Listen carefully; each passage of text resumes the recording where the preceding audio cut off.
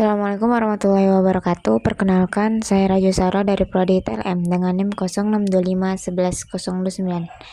Pada video ini saya akan mempresentasikan hasil beberapa praktikum, yaitu praktikum LED, hematokrit, hemoglobin, metode Sahli, hemositometer, dan SADT. Pemeriksaan LED bertujuan mendeteksi adanya peradangan. Prinsipnya berdasarkan pengendapan sel darah merah dalam waktu tertentu. Alat yang digunakan yaitu rak Westergren, timer, tabung Westergren, bulb, dan mikropipet. Bahan yang digunakan adalah sampel darah EDTA. Cara kerjanya, darah dimasukkan ke tabung Westergren hingga batas skala. Didiamkan selama 1 jam dalam posisi tegang. Kemudian diukur tinggi endapan eritrosit yang terbentuk. Yang kedua, pemeriksaan hematokrit.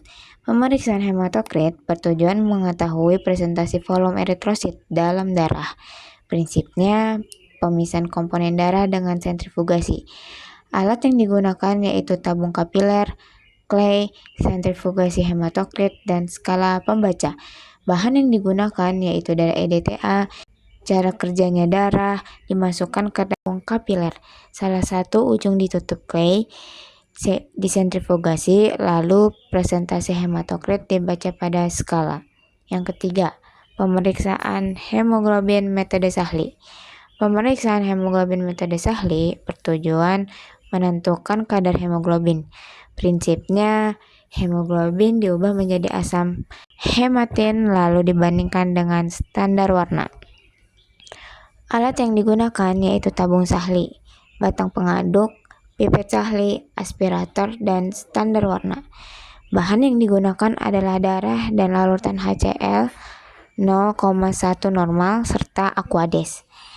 Cara kerjanya, darah dimasukkan ke tabung Sahli berisi HCl, diaduk hingga bereaksi.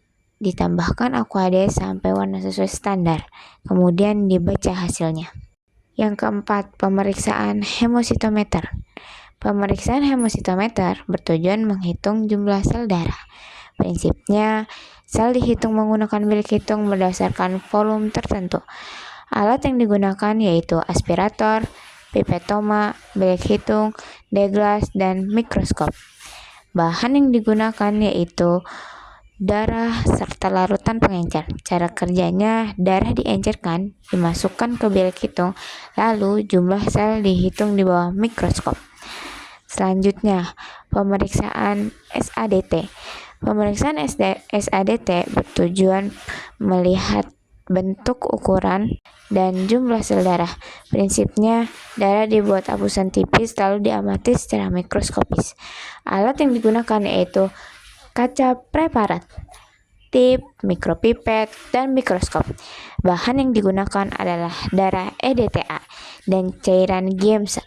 Cara kerjanya, darah diteteskan pada preparat, dibuat apusan tipis, diwarnai Giemsa, kemudian diamati di bawah mikroskop. Fungsi alat-alat kerja. 1. Pemeriksaan Hb metode Sahli.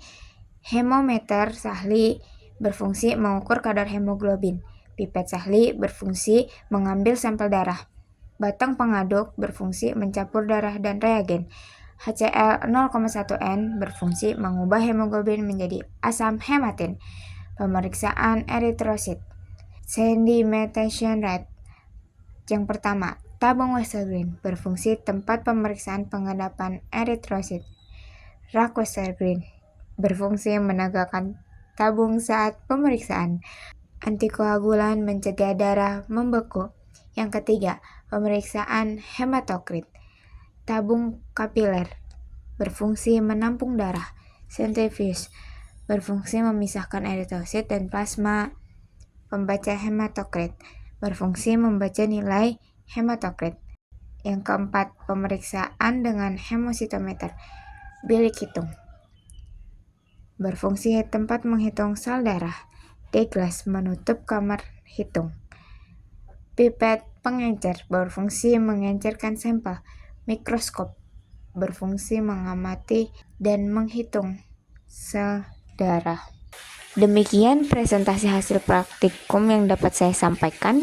Terima kasih. Wassalamualaikum warahmatullahi wabarakatuh.